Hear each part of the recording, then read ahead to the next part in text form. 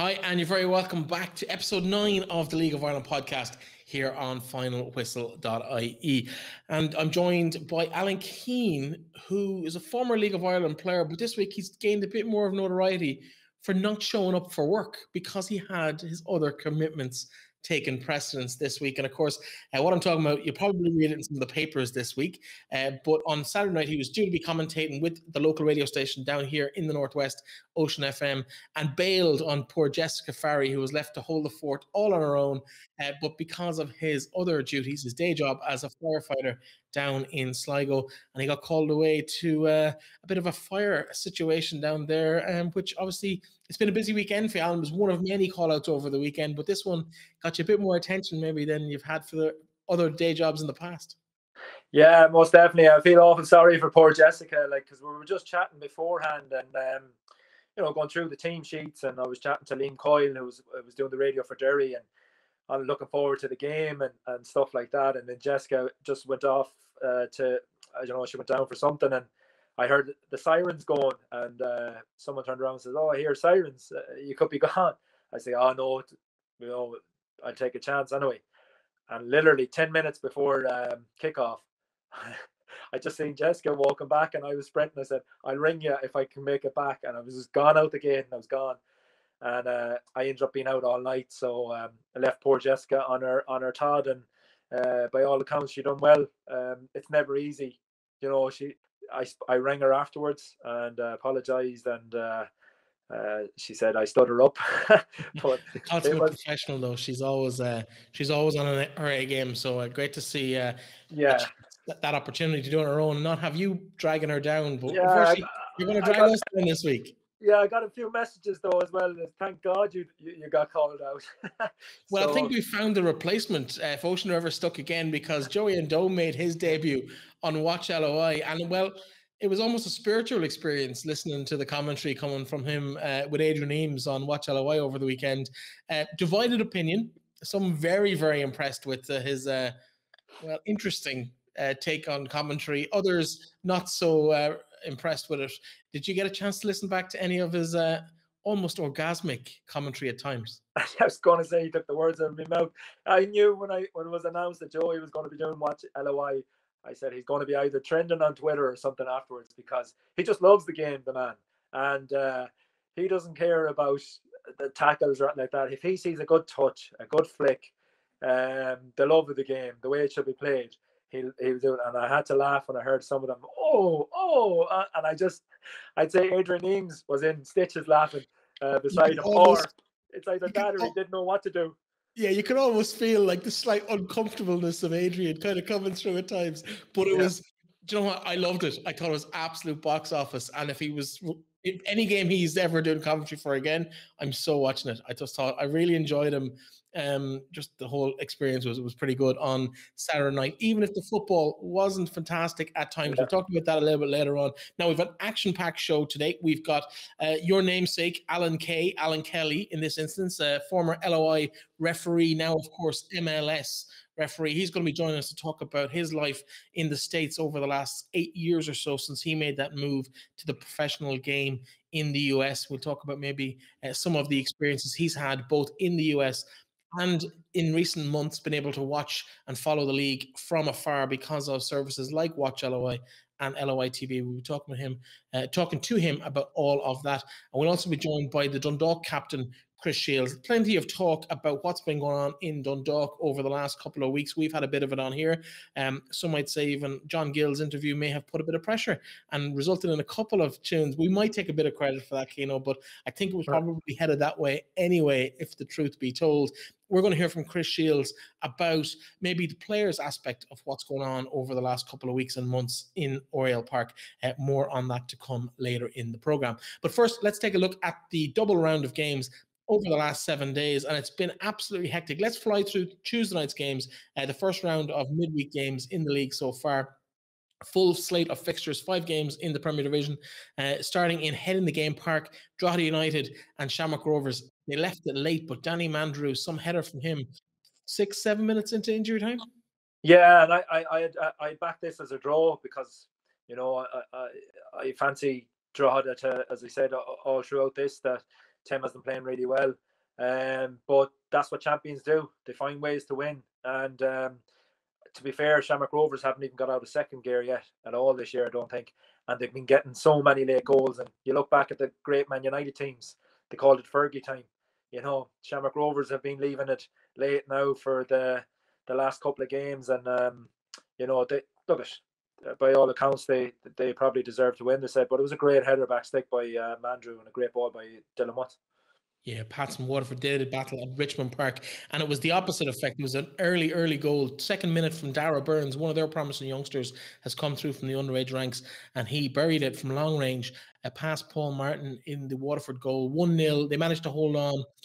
Pats have been fairly impressive, in my opinion. What's your thoughts on the game, and I suppose, and the start that Pats have made to the season, Alan?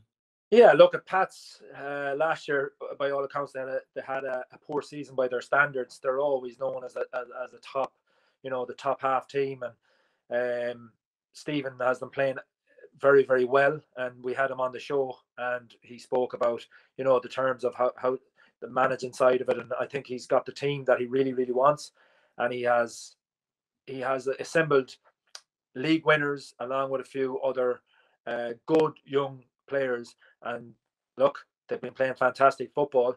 They're winning by just the odd goal, but who cares? They're up there, and they're up at the top of the table for a reason, because they've started really well, and they're putting teams to the sword. Yeah, people of a certain vintage might remember Arsenal winning the league 1-0 every week for many, many years. You might be a bit too young for that, Alan. Actually, yeah, it's probably back in the 50s for you, is it? Yeah, something around the 50s. Yeah, late 80s, 90s, more so. Really, I know you're a bit younger than me, but we let you away with that. Game probably the misfire of the night, really, from both teams. A game that neither set of supporters will really remember for that long. Longford Finn Harps 0-0. That kind of sums it up. Really, very little happened in the game. It was a tough watch, and neither side particularly happy with just the point. I think listening to Ollie Horgan's interview afterwards, he was very, very disappointed. He said that they really should have won the game. The amount of chances they had in the pinned in Longford, but Longford again, they've dug out a result. It's going to be a hard place to go. They're in Bishopstown Gate. Like, I think Finn Harps for them, or even Longford to an extent, they're probably going to be down around there. Longford, they probably needed to win these kind of games at home and dropping points, but by all accounts they hung on in the end and got a point. And Finn Harps were disappointed, and Ollie said afterwards that they could have won 2 or 3-0. Yeah, and then of course Derry City and Dundalk, both in the news in the last little while for managerial changes and managerial departures. We might touch on that a little bit later in the show. But in terms of the game, they were playing on Tuesday night. Derry City won, Dundalk won. It looked like Dundalk were going to do it. I think Dave McMillan scored just after half time, and it looked like they might just get their first win of the season. Derry had been struggling, but to be fair, Cameron McJannock came back, scored his second of the season, brought it back to a tied game. Dundalk probably edged it on the balance of play, but Derry held on for that. But it wasn't enough to keep their boss in a job. He got fired, or he left the club within, I think, 24, 40 hours of that result. Were you surprised? Because the game was kind of irrelevant really on Tuesday night, but given what's happened in the club since, were you surprised by the nature of the change and how quickly it happened after a reasonably positive result? Yeah, I was surprised because, you know, it's still early days in the season, but I suppose they looked at it and it probably felt, Declan Devine himself probably felt it was coming to an end. He, you know, I feel for him, because I said he's one of the good guys, and I suppose the chairman had to act quickly, because, you know, this league, you can't afford another 4 or 5 games of the run that they're on. You'll be left behind very quickly, and I think they acted. I possibly would have left him for another 2 or 3 games, give him a chance. You know what he has done, but as I said, speaking to Liam Coyle. You know, only for the pandemic, who knows, would Liam Buckley be at Sligo after the start they've had? You know, as in before the pandemic hit, 4 games on the bounce defeat, and everyone was saying we're going to get relegated. So football is very fickle, but they acted quickly and they appointed Rory Higgins. So that'll be an interesting one. Yeah, we might talk about the new management team in Derry in just a couple of minutes because they played Sligo on Saturday night, that game that you missed. But obviously, your former teammate Raff, Cretaro, part of that management team as well. But talking of Sligo Rovers, they were the final game on Tuesday night, and they made the trip to a fairly unhappy hunting ground for them in recent seasons, Dalymount Park. But they really blitzed it on Tuesday night. Maybe not their finest footballing performance, but 4 fantastic goals overall, 3-1 the final score, some individual moments of brilliance, maybe a little specks of fortune in there as well. But I think Liam Buckley and his Chargers will be very happy heading back up the N4. Yeah, look, it had some quality goals. I think all goals were excellent. I don't think anyone that watching the game would say that there was any of the goals were poor by any count, but Rovers were excellent. I thought they played they played at a serious tempo. They didn't let Bows from the start. They didn't let Bows settle on the ball at all, and we all know how good Bows can be at home in Dalymount. But what a goal by a great team move really for Gibson. A ball up to Romeo to Johnny Kinney, played back in Romeo, and I hope Romeo meant that across back stick. He didn't look. I played it a few times. But he didn't look, and it was either brilliant or very fortunate. No, I'd say what I would say is when he was going, he passed. He knew that he was going on the out. He knows where Gibson, so he's just basically put it into the area, you know. So he put that ball in there, and Gibson, who's on flames at the minute, you know, a great finish. And then Bowes come back, and Bowes another wonder goal, a great goal, I thought. And then young Mark Byrne, what a finish, you know, from very cool, calm and collected, wasn't he? If that was me there, even after 10 years, I would have volleyed that over the ball. But he just a nice little, you know, dinked it into over the keeper, and I thought they were full value for the win. And Dave Cawley got a screamer then at the end, and great to see him back on the pitch and on the score sheet, and fully deserved win, I thought. Yeah, no, Cawley for me, I just thought the nature of how he just took the ball in and just turned, and nobody expected him to do what he did. He just let fly, and he almost caught James Talbot just a little bit off guard, I think. But the finish was just sublime, and it was a great advertisement. I heard Tommy Higgins, the chairman of the club, on one of the podcasts, I think it was with LOI Central with Johnny and Dan last week, talking about how was an advertisement for the game, and I think he was absolutely spot on. It had everything. It had crunching tackles, it had phenomenal team goals, it had phenomenal individual goals. It was just like Liam Burt's effort was probably the goal of the game, and that's really saying something. How good considering how good the rest of them were. Really enjoyed that game. If we could have that every week in a couple of fixtures, I think this league would be a hugely appealing league for followers to kind of get behind. Quickly moving on, because there's so many games over the last week. We had a full round of fixtures on Friday and Saturday evening as well. Let's maybe start on Friday evening with the early kickoff up in Ballybuffet, St. Patrick's Athletic, the visitors, and it was just continue their steamroller to the top of the table. Pats have been, I'm repeating myself, but they've just been so impressive. Really good performance from them. Goals, of course, from Billy King and Maddie Smith late on the hour mark. Yeah, it was a complete professional performance by Pats. I thought they were very good, really good. They really bossed the game from start to finish, and Finn Harps can have no qualms at all about the loss. And I thought the first goal, well taken goal, cuts inside, nice little finish, and I thought Ronan Coughlin done really well for the second goal for Maddie Smith. Great, another great team kind of goal. But Pats, yeah, Stephen O'Donnell, as I said there earlier, he's just has them playing really well. They don't look like conceding they won't concede too many goals.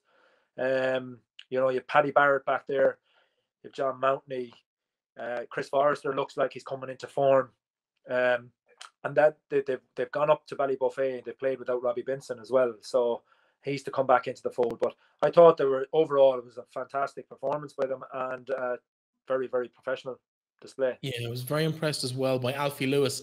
He came on, he's played a couple of games so far, but we haven't seen that much of him yet. But he came on about 20 minutes to go. They were already 2-0 up, to be fair, but I just thought he had that little bit of an extra bit of class maybe that we want to see in the league. I know he's only here on loan, I think maybe for the first half of the season, but be interesting to see how he gets on over the next couple of weeks and months. More games obviously coming thick and fast. This later game on Friday evening, Shamrock Rovers Bows, the Dublin Derby, filled with controversy, but another great battle from both teams. Shamrock Rovers edging it in the end, with or without the help of the referee. Look, pity you could ask Alan Kelly that, but look, he's not going to comment on that. It's not fair. But no, I think I thought it was a great game. Both teams just was end to end, wasn't it? It was just Shamrock Rovers started like a house on fire, and I thought they were going to blow them away after 5-10 minutes. I thought this could be 5 or 6-0, and Bohs just came right back at them. I thought it was going. This is going to be a long night for Bohs, 3 or 4, and then actually Bohs came into it, and it was a great goal. Bohs scored, great team goal, fantastic goal, and then obviously I got called out in about the 70th minute or so for a call out, and I only could watch back what I could see online, and obviously the talking point was the penalty decision and the red card, and for me it's never a penalty, it's never a red card, but you kind of have to see it from the referee's point of view as well, in real time. But he needs help from the system. It's very, very soft. Is it a red card? No, it's not. Well, I thought they got rid of that. Now maybe I'm just not up on the rules, but I thought when you gave away a penalty that the double jeopardy rule meant you couldn't also get a red card. I didn't think it was harsh enough to be deemed exempt to that, if that makes sense. No, it definitely. And you look the week previous with Longford Town in Tala, Pico Lopez gets a yellow card and a penalties award to Longford. So, and that was a more goal scoring opportunity than, look, we aren't referees. We don't know the decision, don't know the making. So that's why they're the man in the middle. Absolutely. And finally, we've been talking about it for long enough. We might talk to Chris Shields about it in just a couple of moments. But Dundalk got their season up and running. They're off that. They were never quite bottom of the table, but they were pretty close. They've given themselves a bit of a lift. They're now 7th in the table. It's still too early to really be too focused on the table. But the Louth derby, there was a whole special, I suppose, charitable aspect to it in terms of the Save Our Sonia appeal that we've spoken about on the women's version of this show, the Women's National League version of the show. We might mention it to Chris later on. But Dundalk 2, Drogheda 1, as well as the local bragging rights. I think given the changes there in the dugout over the last couple of weeks, I think they'll be happy to be up and running. And they never really looked like losing it from the minute Dave McMillan scored 23 minutes into the game. Their South Korean player, I'm not going to chance saying his name. Maybe I will. Han Young-woo. Apologize if I butchered that. You can say it because I ain't going to say it. They never really looked like losing that game. They were in control of that. And it's more of the Dundalk that we've been used to in the recent seasons, maybe. Yeah, look, that was a big game for them because, as you said there, the bragging rights, that would have given them so much confidence. If they've got beaten there, you're talking they've hit rock bottom. So for them to win on the Louth derby, this could be the kickstart that they need now to get back up that table. And you always know, you're always thinking every week, when is it going to happen? When is it going to happen? And I think that might just be the turning point for them. Once they appoint this new manager, it'll be interesting to see who's going to come in and how that goes. So look, they have a nice few games coming up, winnable games, so on paper, but this league anything is possible. So I think that would have given them serious amount of confidence, especially to the players that have been there and knows how much it means to them, the Louth derby. As well as changes in the dugout, there's also been changes between the sticks for the Louth men over the last couple of weeks. It's been Cherry Abibi for the last, in the other order, for the last 4 games.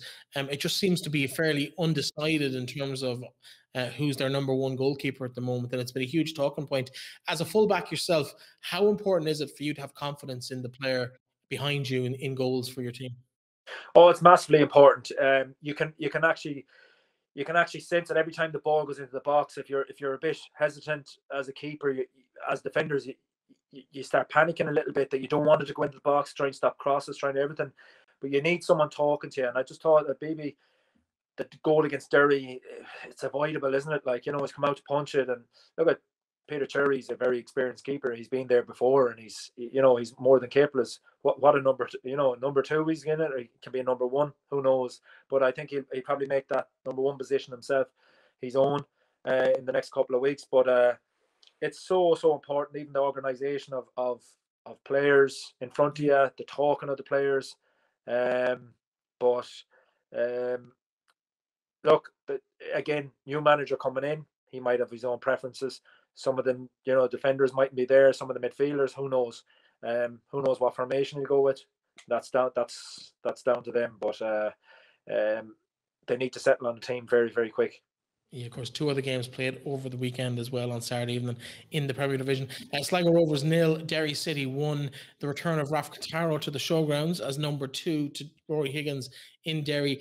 All in all, a great weekend for Rory Higgins and a kind of back at his hometown club in the dugout, in charge. First time really in that role within a football environment. But I think he'll be very happy with how it went for him. Not so much from Liam Buckley's point of view, though. No, not so much from Liam Buckley's, but definitely for Rory Higgins. First game, as a manager, I'm sure your first game, you just want to win. You don't care how you win.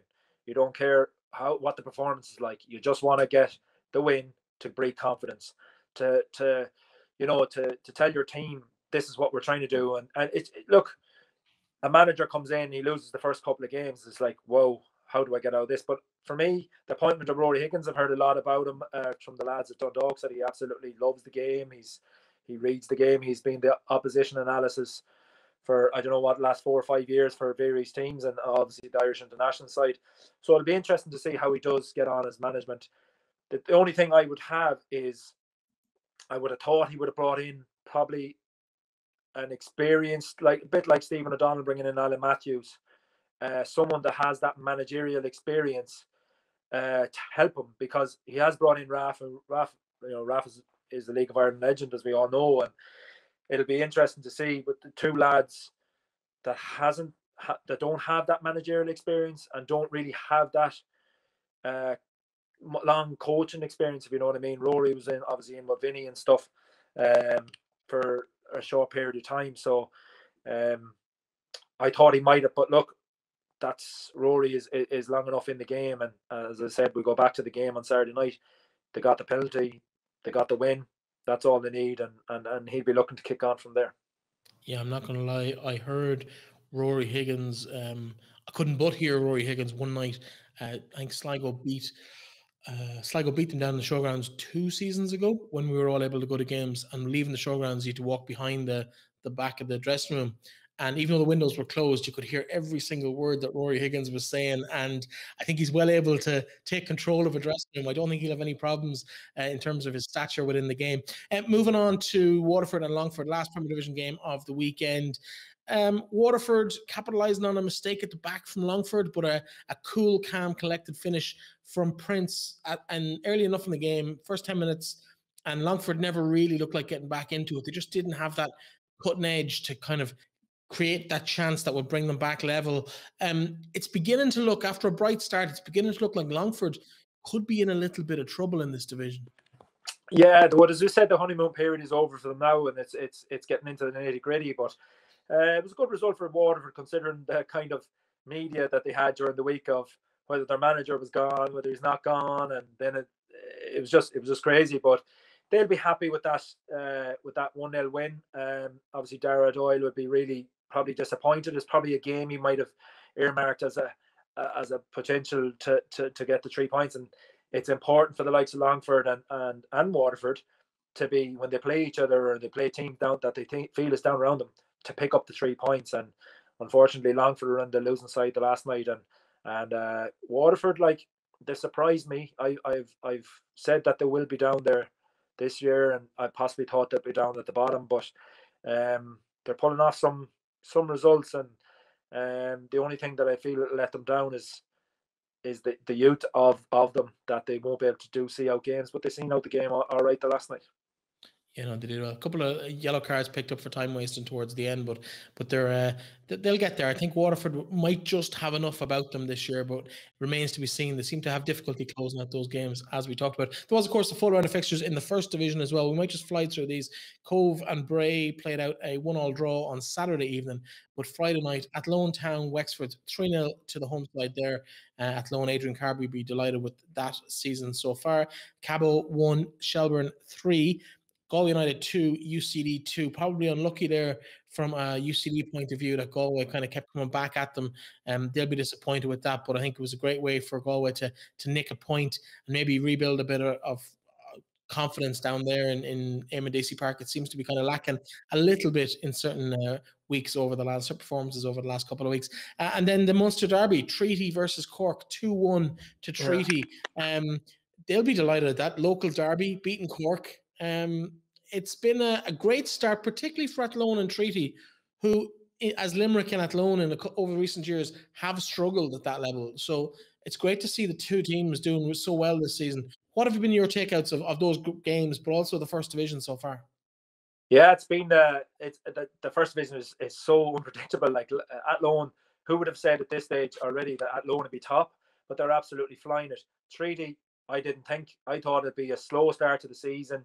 They'd pick up the odd win here and there, and it's just about consolidating within the league. But they're absolutely flying it, and they show no fear. So, for the likes of we've said the likes of Cabinteely, the likes of Galway, the likes of Shelburne, we're all, and UCD, and that predicting them to be up the top, and it's totally thrown us away. Like it's Athlone and Treaty, and I'm delighted for Tommy Barrett and stuff. And Limerick needs a team, and I'm delighted they got into the league, and it only helps it because they're a very football orientated town as well down there, and or city, should I say.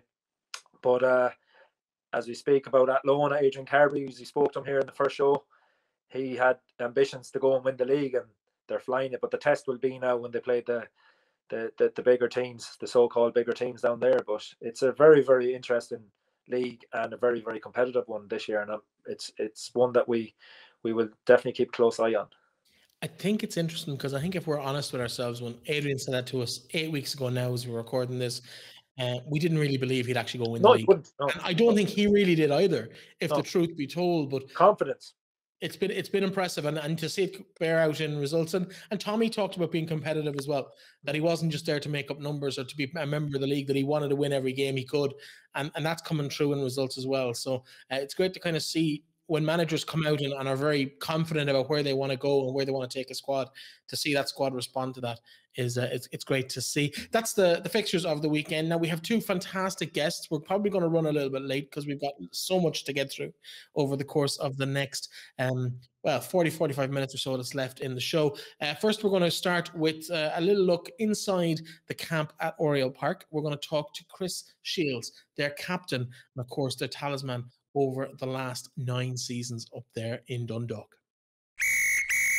Now, over the last 8 weeks, there's been plenty to talk about from Dundalk FC. We've spoken to Jim Magilton and John Gill on the show about their experiences with the club so far this year, but we wanted to take maybe a player look this week on the show. So we invited along none other than Chris Shields, one of their mainstays over the last 8 years or so in the club. Chris, I know you're a former teammate of Keane's, but nice to meet you. Very welcome to the show. Yeah, thanks, lads. Hi, Chris. First of all, I suppose, how are you? How's your experience of life in Dundalk at the moment? It's fairly tumultuous from the outside. What's it like being in the heartbeat of that setup at the moment? For inside the camp, it's grand. As players, you can only kind of get on with it, and try to come in moaning every day. It's only going to heap on the problems that look probably far worse from the outside in. And Chris, obviously times have been tough, and with the media, obviously all on top of you, and it's over what you've done over the last couple of years. And as you touched on it there, has what's gone on the last 2-3 weeks or since the start of the season affected you on the pitch? Like, considering the squad that you have and the performances and where you are in the table, surely it's had to have some bit of an effect on you, or is it just that you've had such a turnover of players? It's hard to say. Sadly enough, it's had a bigger effect on two men that have had to, leave their posts at the club, in Shane and Filippo. So unfortunately, their performances on the pitch haven't, hit them the hardest. They left together almost two weeks ago now, I think it was. And look, Alan, you were with us at the club. It's not changed that much that them performances are acceptable that we've put in at the start of the year and given ourselves such a slow start to the season with poor performances, poor results, and effectively it's hit Filippo and Shane the most. But lads in the camp, it's just, there was like a tension there between ourselves. You kind of, your confidence goes down and stuff like that. It happens to all players, and you start picking easy options on pitches and stuff like that, and it only further brings down performances. And it's been a funny kind of whirlwind start to the season.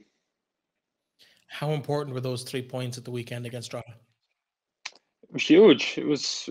We would have said the 2 games before it were must win as well, and performances were better. We said that we finished the 2 games strong, Pats and Derry. We thought we were unlucky not to win. We had both teams penned in very late in the game, say for the last 20 minutes of each game, and it's a lick of paint away from going in. It's against Pats, it's hit Paddy Barrett twice in the same spot on the line. And then in Derry, we've had them in their box for the last 20 minutes, and it's rattled the bar, it's come off their defenders and just not gone in. Other nights they go in and we take 9 points out of 9 there. Unfortunately, we've just taken 5 out of 9, but it's a slow improvement.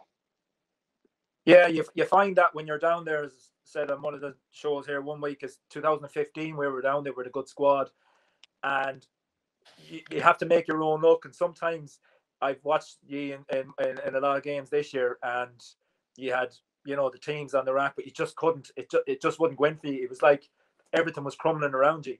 So as you as one of the senior pros there, Andy and obviously Fats is still there, Patrick McElhinney, with the newer lads coming in, have you thrown the arm around the shoulder and told them like how good it can be up there and what you can achieve? Because it must be difficult for the newer lads coming in to witness this. You've been there. You've been there back in 2014, 2012 was it? Yeah. So you know what it's like.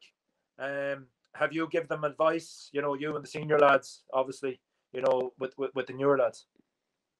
Yeah, at the start, obviously they were sold the dream of Dundalk. Like, this is what we've done. We've been to Europe twice, and this is where we want to be again and again. And obviously for the new lads, it hasn't started like that. So the time at the start in pre-season, you're getting your arm around the lads and you're telling them how great it can be. But as it turns and results aren't coming in, it becomes, look, lads, you have to learn the hard way. We need to get back to where we want to be on the pitch, and you just have to get in within the ethos that's within the club. And to be fair, they have done that. Like, it's no one man's fault. The new lads that have come in, they're coming from all around the world at this stage, but they're buying in, and it's a great dressing room. We've never had a bad one up there, and the lads we brought in are good characters and sound lads.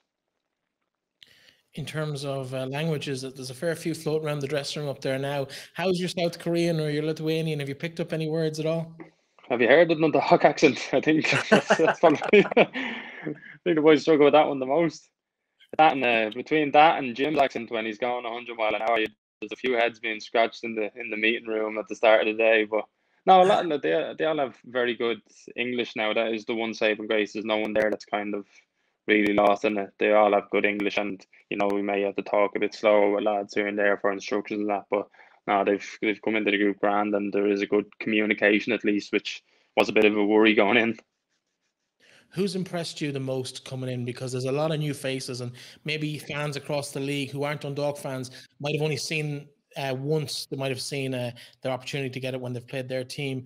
But like, there's a few players there with international caps. They've come in with a pretty good experience in European competition. Who are the 2 or 3 new recruits, or more new recruits, but which of them have really caught your eye and you think over the course of the next couple of weeks and into the season are really going to impress the rest of the league?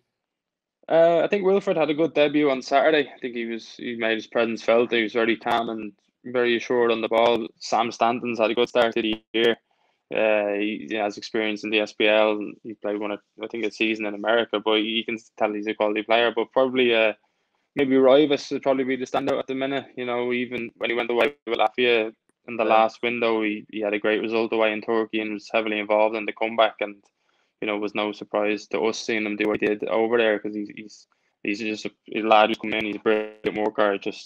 He's a machine, and kind of what you would have thought from a typical Eastern European lad coming in. He's probably the one that's hit the ground running fast. And Shieldsy, in terms of your own self, how do you rank the 2012 playoff win to what you've achieved so far? As in, you've played in 2 group stages, and you've won numerous of leagues and cups. But for yourself personally, if you had gone down in 2012, where would you be now? Or would you ever look back and say that was the turning point in your career? Probably, yeah. Between the end of 2012, staying up, And Stephen kind of probably taking a chance on me in 2013. Had I went down with Dundalk, I would have been out of there. I would have been able to show my face around town ever again. And who knows where I would have ended up, because it was coming off.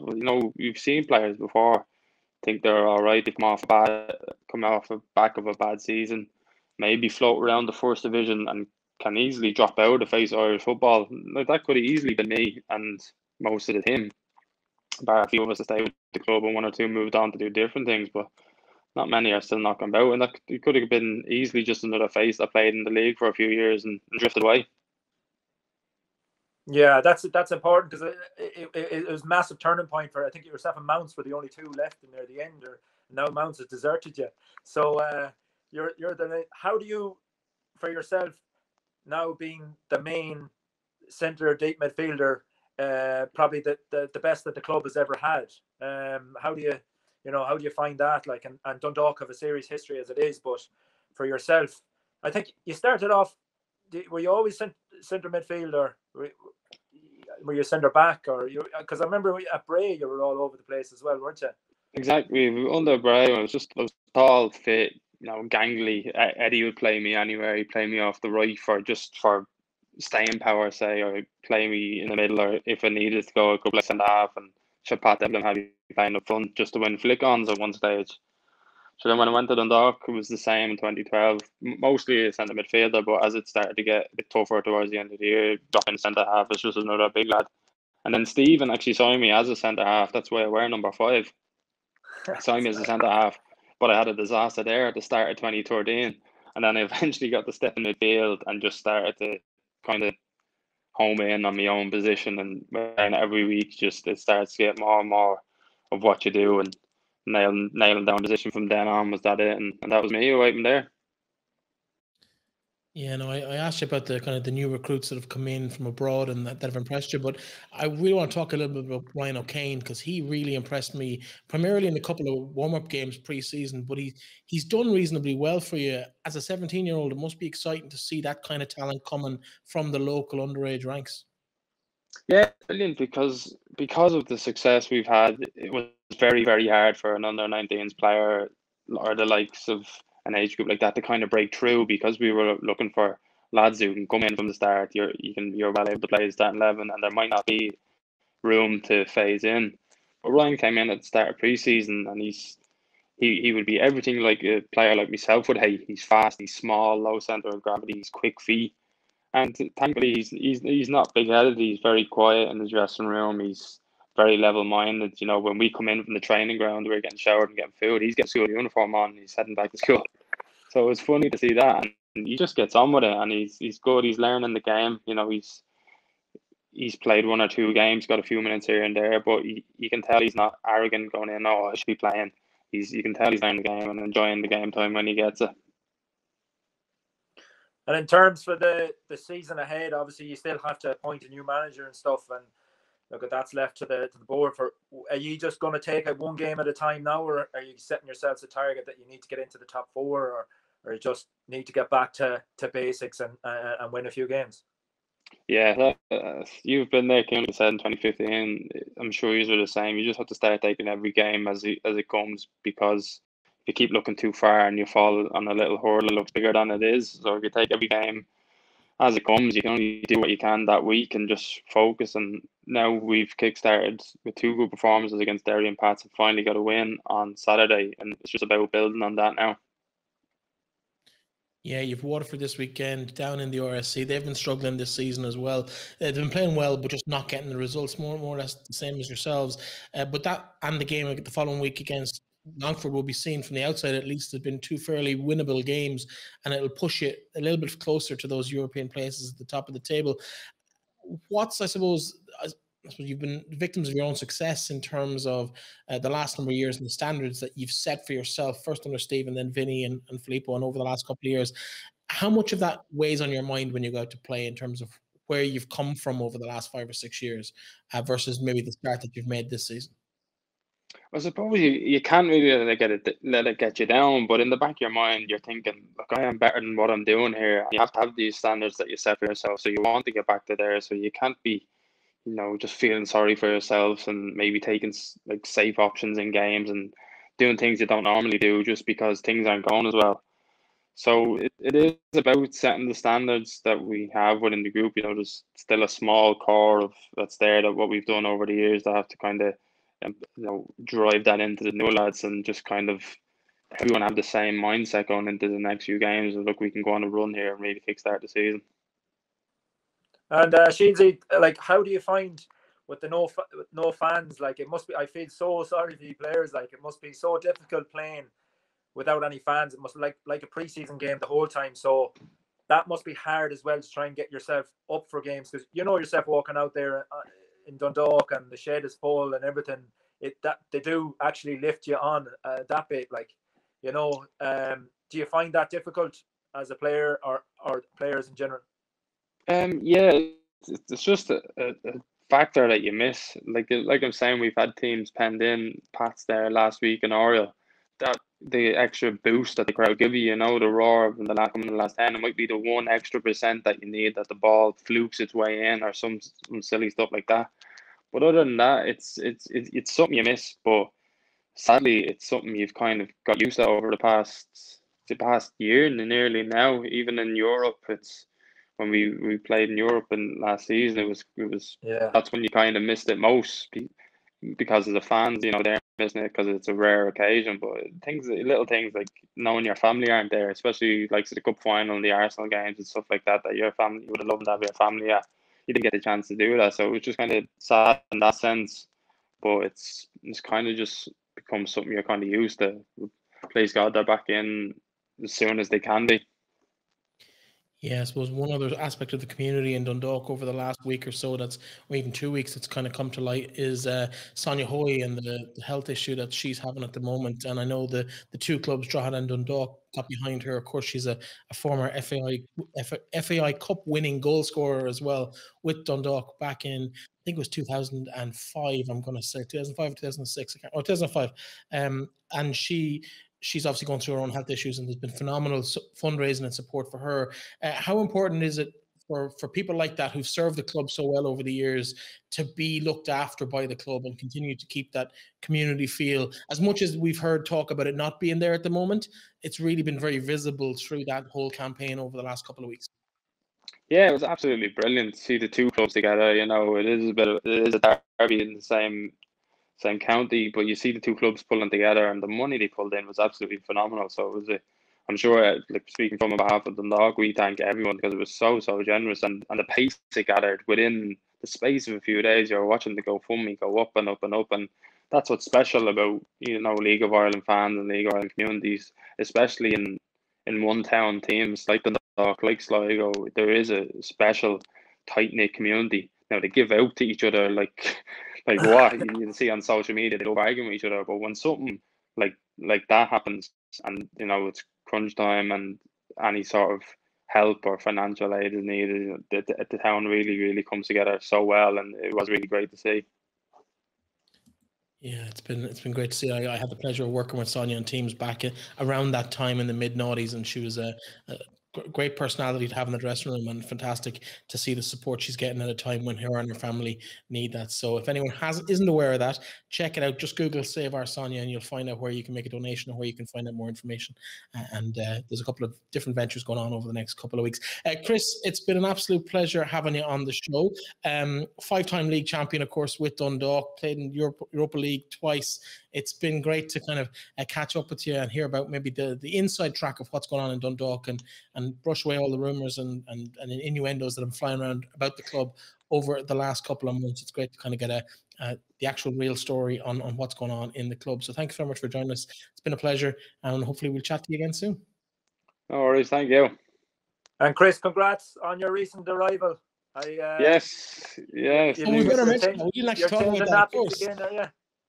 Stop. It's hectic. New son. He's only 2 weeks old. Dara is his name. It's non-stop. You think you've troubles at the club, try coming on changing shirty nappies and this and crying out way through the night, be begging to go to training. Yeah. As expected. My wife's very good. If I have training, she'll have a lot of the night feeds. But then when I get home, he's handed over so she can have a rest. So it is what it is, I suppose. Well, listen, time is very valuable in your world right now. So thanks very much for giving us the last 20 minutes or half hour of it. We appreciate it. Best luck at the weekend and for us. No worries. Thanks Cheers, very much, lads. Now, of course, here at home, we are all well used to watching our games on WatchLOI or LOI TV or whatever the platform might be. But for former people involved in the league who no longer reside on the shores, it is their only link to the league on a week-to-week basis. And one of the former, I say, personalities around the league, it's someone that I'm sure everybody has known at some stage, and every fan of the league has probably at some point or other roared a bit of abuse in his direction, is the MLS referee, Alan Kelly, formerly of this parish. And he joins us now. Alan, it's great to have you on the show. You're very welcome from the States. Hey, good afternoon or good evening, Breifne, Alan. Thanks for having me. Yeah, it's great to be here. Great to be able to have a chat about all things football, whether it be League of Ireland or MLS or whatever you guys want to throw at me. Well, let me start, because I know you might have to mend bridges with Alan Keane, because I'm sure the two of you have had conversations, polite, pleasant conversations in the past on many's a pitch up and down the country. But in terms of, I suppose, the whole situation, tell us a bit about where you are, I suppose, right now in terms of physically where you are in the States, but also what have you done since you left the league a couple of years back to take your whistle elsewhere? Yeah, I'm based on the east coast of the US in Massachusetts. Nice part of the world this time of year, and over the next couple of months, pretty cold in the winter type of thing. But we're what, 7-8 years here at the minute. Yeah, going on 8 years, I think. Yeah, we've settled in. Well, we're well settled now in terms of family, location. You know, my kids are all settled, and so on and so forth. And yeah, it was a kind of a step into the unknown to a degree, and one that's pretty much worked out over the last number of years, and thankfully still have the opportunity to still be involved refereeing, and so on. So yeah, that's where we are right now. And Alan, just about the move to MLS, how did that, like, how did you, had you always this planned, or were you looking, say, to England, or how did the MLS come about, and how, you know, did you decide you wanted to go there, or was England an option, or was there other places an option? Yeah, it came about kind of out of nothing, really. I was really happy doing what I was doing. You know, there was no need for us to move. My wife had a job, I had a job, I was refereeing locally, and like I said, nationally and internationally with UEFA, and things were going in a kind of an upward trajectory, and so everything was great. And then there was a kind of a conversation took place, and the opportunity to possibly come across presented itself, and I didn't really think a whole lot about it initially, and then, you know, kind of coming over, taking a look at what goes on behind the scenes, seeing the level of professionalism, and moving into a league and a football market that was progressively striding to go further and further in terms of world football. It just seemed too good of an opportunity to pass up, and yeah, it was very much I won't say a leap into the unknown, because, you know, I was familiar with MLS. I'd watched MLS for a number of years, but it was a huge thing to take on in terms of, you know, moving family and so on. So there was a lot of considerations there. You know, stepping away from, you know, I've been involved in League of Ireland football. It feels like for a lifetime in terms of my own family involvement, my dad's involvement prior to mine, and yeah, so that was my bread and butter. The European football was a big thing. We had been refereeing in the Champions League, and it was a big decision to step away from that. But I just thought, look, this is something that presented itself. It was just too good an opportunity in terms of longevity to turn away. And as I said, thankfully it's worked out, and you know, it's kind of onwards and upwards. What's your average week look like? Because the MLS is a bit different to other leagues in that there's nearly a game every day somewhere across the country. In terms of like, do you have a game a week, or do you have 2 or 3 games a week? How does that work? Yeah, that's a really good question, and one that I've been asked quite a lot. You're quite right, Breifne, in that it's not like your average league. The country is huge, right? So from a travel point of view, I don't think I'll ever complain about driving from Cork to Donegal or Cork to Derry ever again. It's almost every game now is a flight. Like I live in New England, so if I have a game in New England, I can drive there and I can drive to New York. But that's pretty much it. Everywhere else after that's a flight. So typically, depending on performance, typically you've got 1 game a week, but that could vary dependent on your role in the game. Look, I'm a full-time professional referee, and very privileged to be in that position. So in terms of games, we've got typically Sunday weekends to weekend. We're only at week 2 of the season right now, coming into week 3. So we haven't had any midweek games yet, but so if I'm refereeing, I'll typically have 1 game in the middle on a Saturday, possibly another one the following Saturday. I'm also a VAR, okay? So an acronym that's not widely heralded around the world, but I'm a VAR as well. So on week 1, I had a game with the VAR assignment on a Saturday and one on a Sunday, and the weekend just gone. VAR as well, upcoming. I've got a game as a referee, and then it's kind of varied around a little bit like that. So, and the typical week then is you travel the day before your game, you're there the day of game, you travel back day after game, and then you're into your training cycle in terms of recovering. Alan's very familiar in terms of putting the game effort in, but also the recovery side of things afterwards. So game, recovery, back into a training cycle again, and then you're back into your game mode. You've done really well over there since, because I've actually follow you on Twitter and stuff and seeing your progress.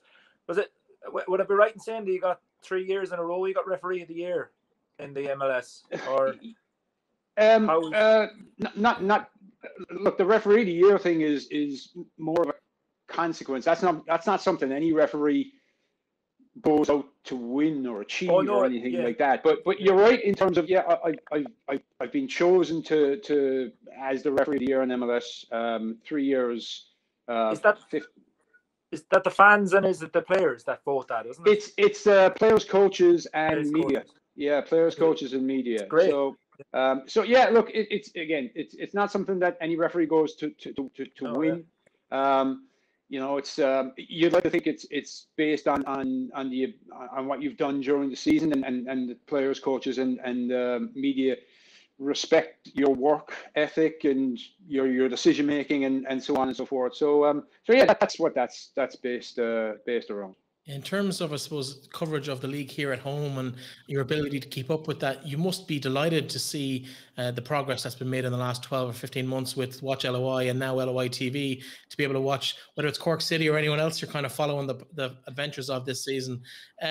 What's been your experience of following the league over the last 7 or 8 years, and particularly in the last, I suppose, 12 months? Yeah, Breifne, I've been a League of Ireland fan for since I was a kid. Again, my dad refereed in the league, so I was kind of, dragged around the country a little bit when I was younger. I won't say dragged around the country, but it was nice being at games, and your dad was refereeing. That kind of rubbed off a little bit. But I've been to the League of Ireland matches since Turner's Cross was nothing but a field with a few banks around it type of thing. And I remember going to Cork United games way back when, and then when Cork City came into the league in '84, I think one of my first games was a cup quarter final where Derry City brought 15,000 fans to the old Flower Lodge, which was an incredible experience. So I've been involved. I've been going to League of Ireland matches and a League of Ireland fan for almost a lifetime at this point.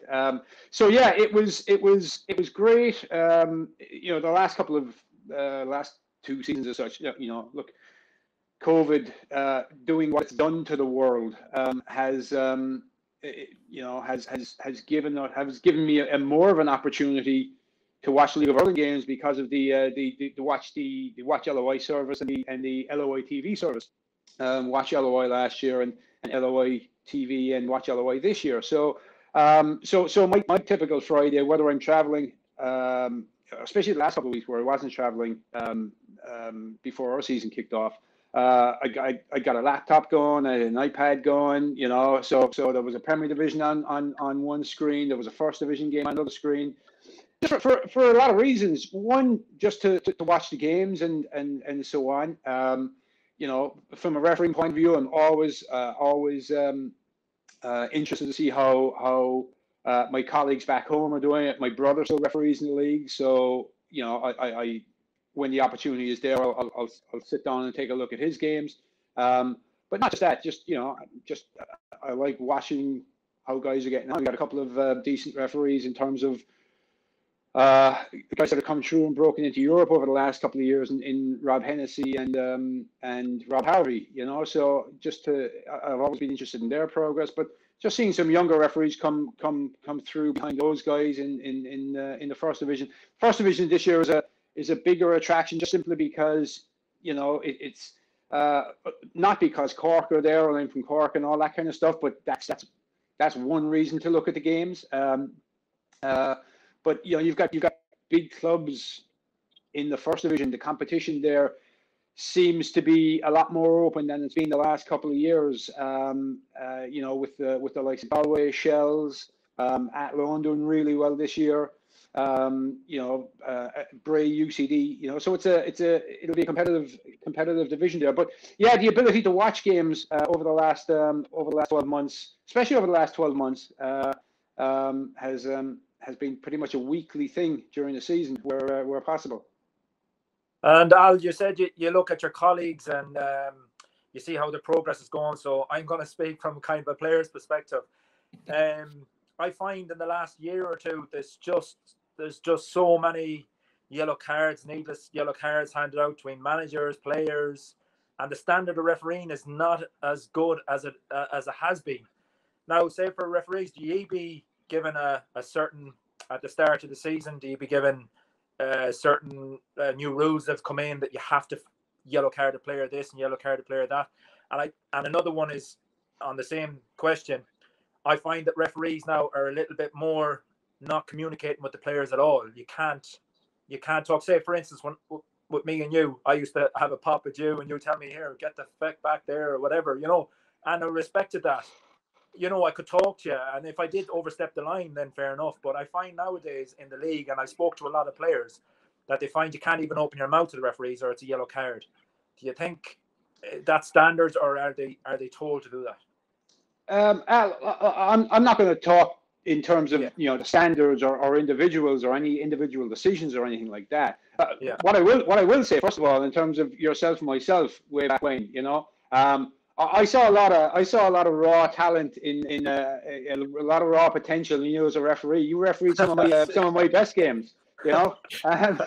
But yeah, look, I think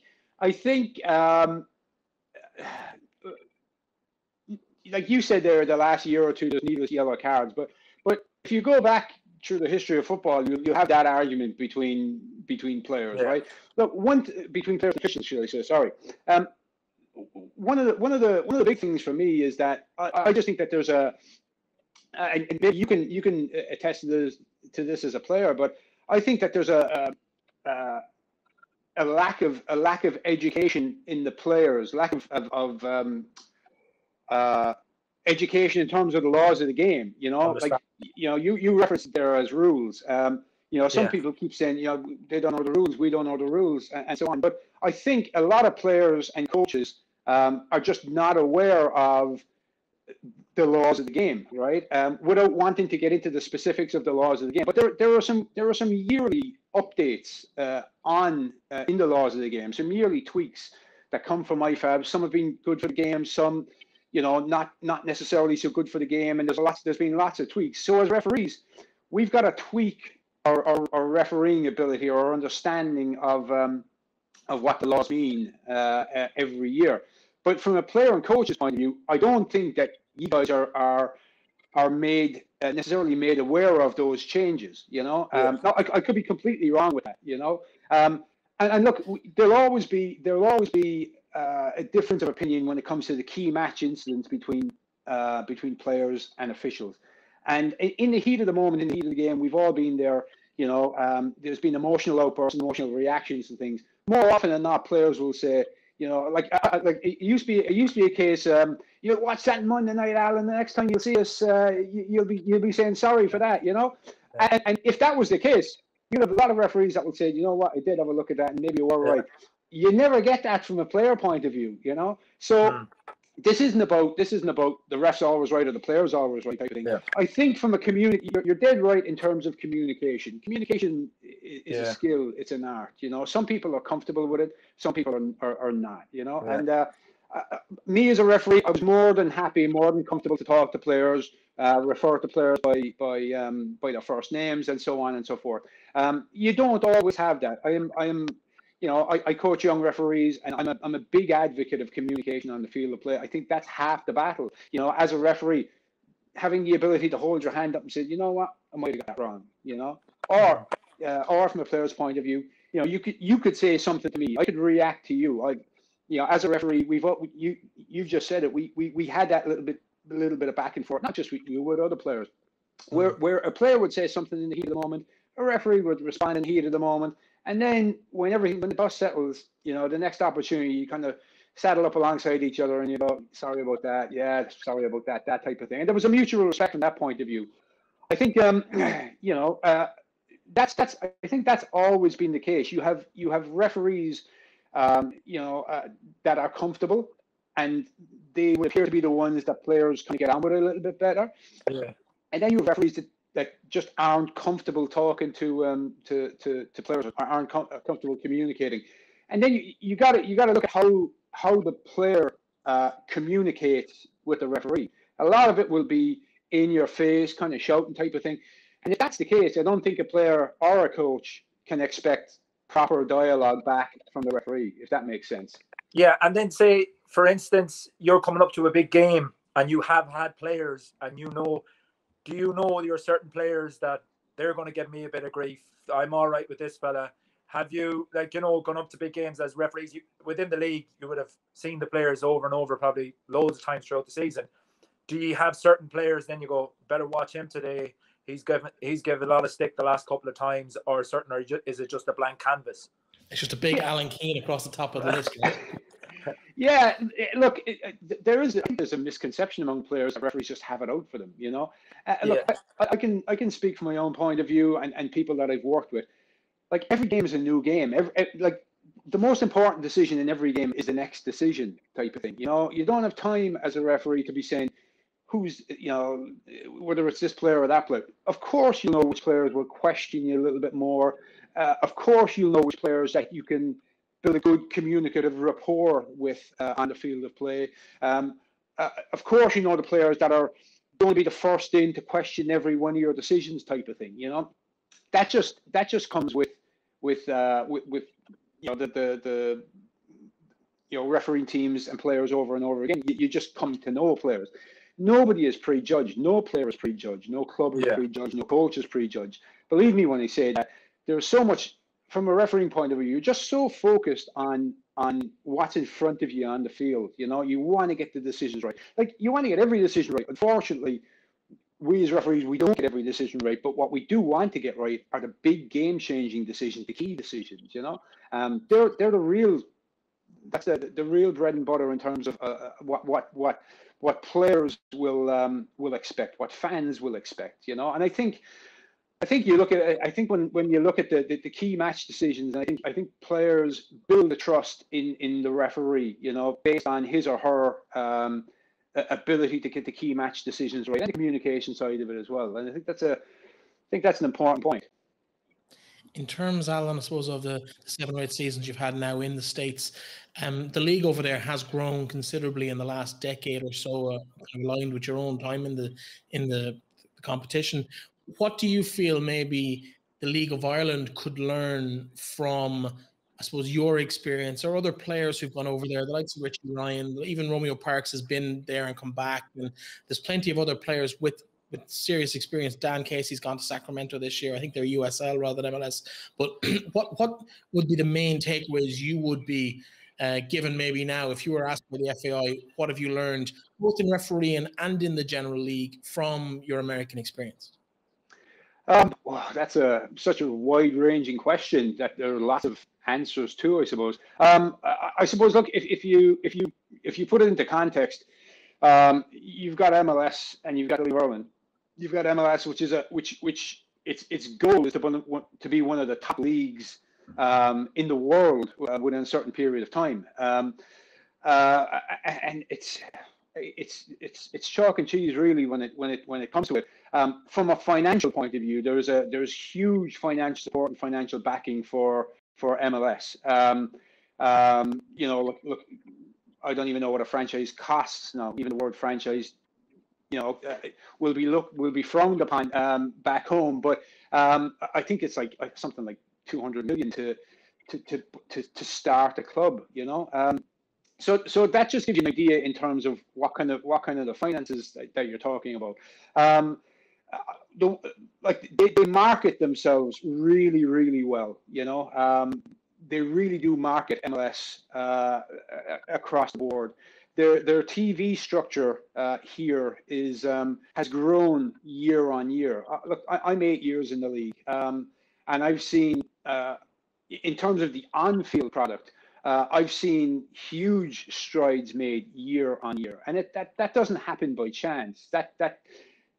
That's based on the investment in the underage structures, first of all, in terms of the youth soccer, youth development, in terms of what they develop, what they produce, what they export. You look at the likes of Alphonso Davies with Bayern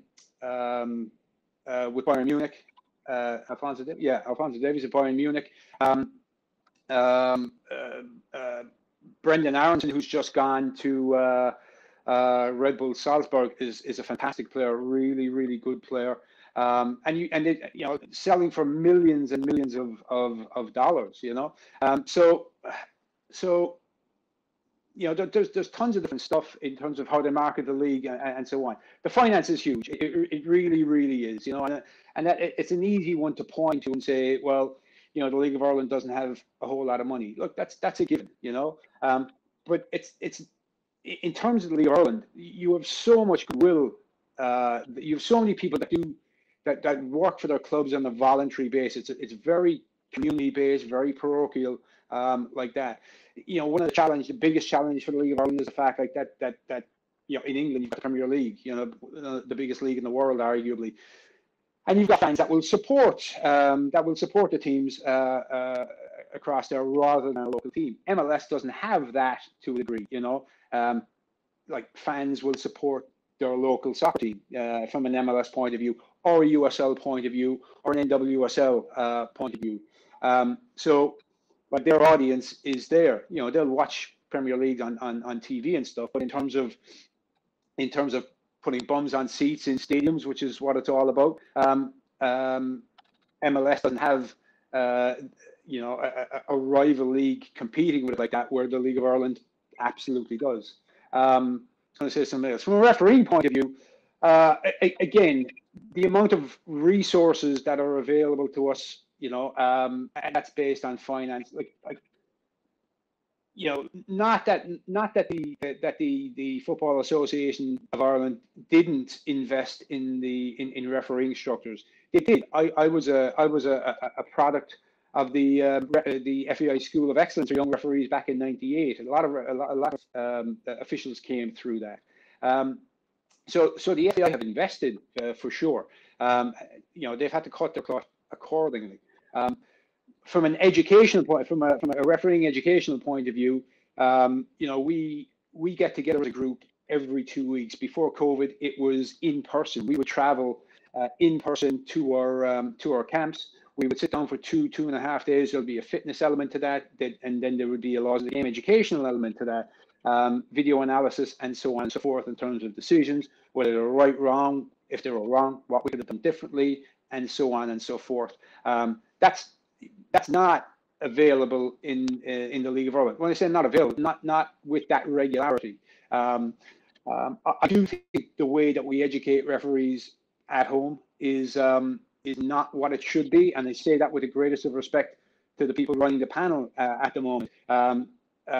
Tomas Connolly, former League of Ireland referee, is now running the League of Ireland panel, and Tomas a really good guy, very experienced referee in terms of the league, and some experience in Europe as well.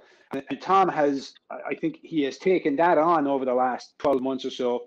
By his own admission, knows he's got work to do, but is fully invested in making, in improving the refereeing structures at home, giving young referees an opportunity to come through from local football into First Division football, into hopefully Premier Division football. If you look at the league over the last couple of years, not a whole lot of guys and girls have come through the First Division and established themselves as Premier Division referees. You kind of have to ask that question, why that hasn't happened up to the last couple of years. And to be fair to Tomas and his team, they've given people that opportunity a little bit last year where it was possible to do so, and a little bit this year as well. So hopefully the development that they're doing behind the scenes and the education that they're doing behind the scenes and the opportunities for younger officials to come through, hopefully that bears fruit in the coming seasons.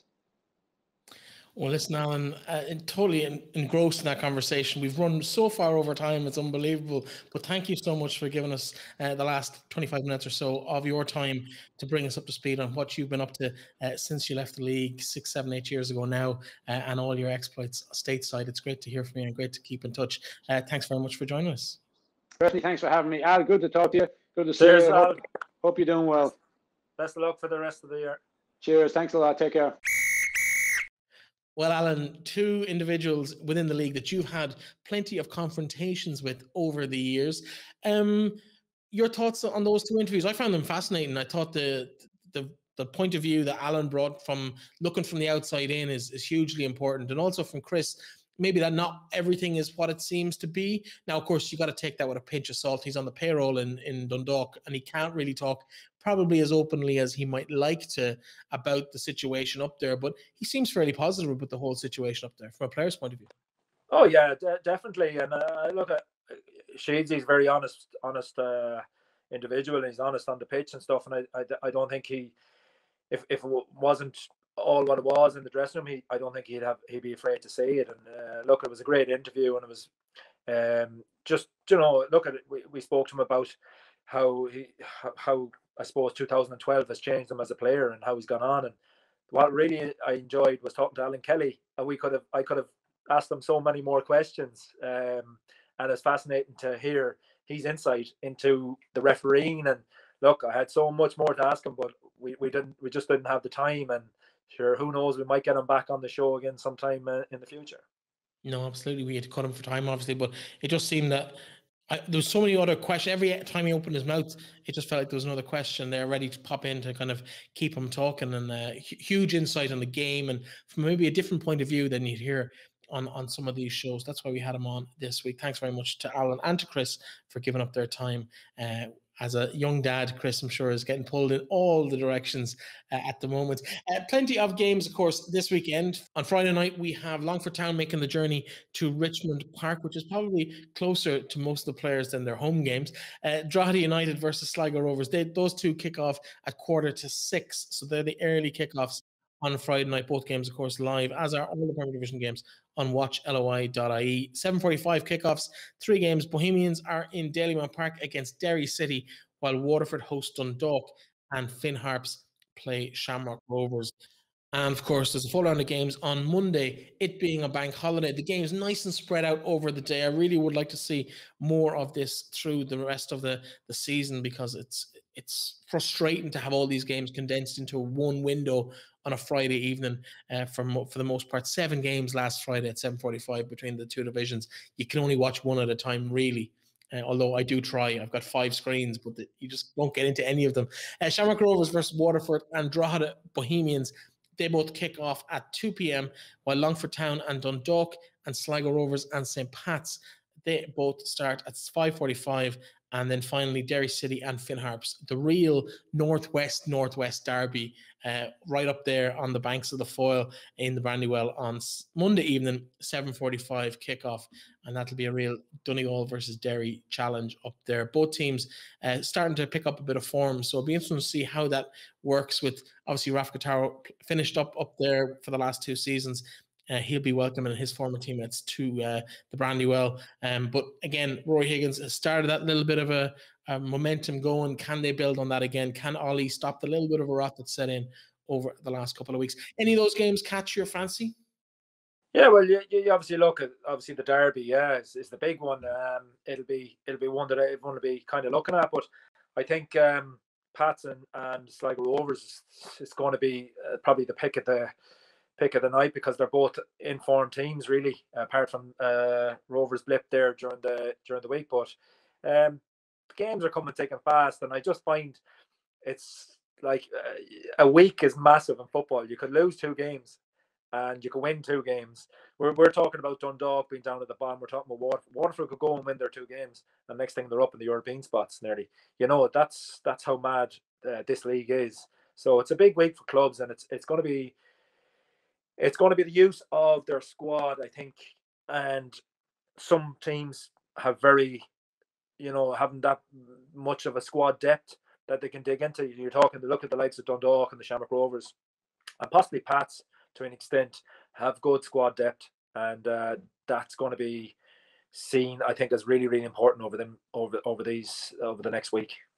Yeah, my 3 games, and I'm going to pick 3 games I'm looking to really keep an eye on over the next week. And both of them involve Drogheda and Bohemians. All 3 of them involve Drogheda and Bohemians.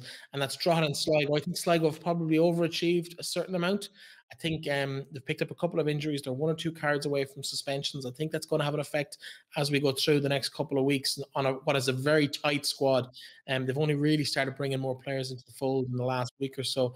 I think the Drogheda-Sligo game is going to be really good. I think both those sides will be in the hunt for that 4th place European spot come the end of the season. I think that's going to be a really good measure of where both teams are really at when push comes to shove. I think on top of that, then Drogheda play Bohemians. I think that kind of battle is also going to be more or less there. Drogheda have been the side that have impressed me the most based on maybe the expectations coming in. And I think Bohs and Derry, for the reason of the new arrivals in Derry, I think it's going to be an interesting battle there as well. I think Derry are going to start seeing themselves move up the table, and Bohs will be hoping to maybe pick themselves up after a couple of disappointing results. They're the 3 games that I'm looking out for most this weekend. Alan, that's it for the week. Feels like it's over before it's even begun, and yet as we're recording, we've been sitting here for hours talking to the boys. It's been great.